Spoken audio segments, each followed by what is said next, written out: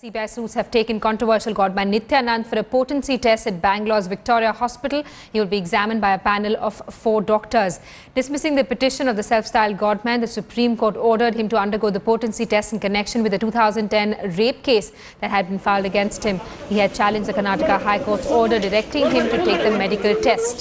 The bench, headed by Justice Ranjana Prakash Desai, refused to give any relief to Nityanand. The bench, while hearing the case, had on the 20th of August questioned the controversial godman for his reluctance to undergo the test, saying such examinations are becoming necessary in view of rising rape cases.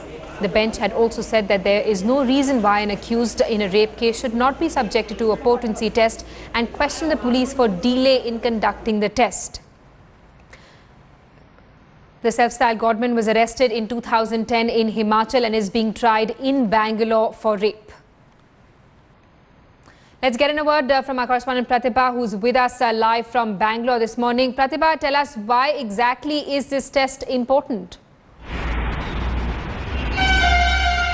Well, it is very important in this particular case because he had initially suggested that potency should be done as a case of defense for Nityananda. But now experts do believe that this potency test will have no relevance in this case because, number one, even if he happens to be potent, how does it actually prove that he did conduct this rape? And number two, in case it proves to be negative, how does this this take him out of this case? Because during the time of the rape, whether he was actually potent or not is something that has to be questioned now. And because of the potency or the impotency now, it will bear no relevance to what happened in 2010. So that is what experts do believe. But still, he is undergoing the test right now. He has reached the Victoria Hospital and the test is being conducted in an undisclosed location inside the hospital where there is a panel of 4 doctors, a psychologist as well as a urologist, and it's being conducted in 3 stages. One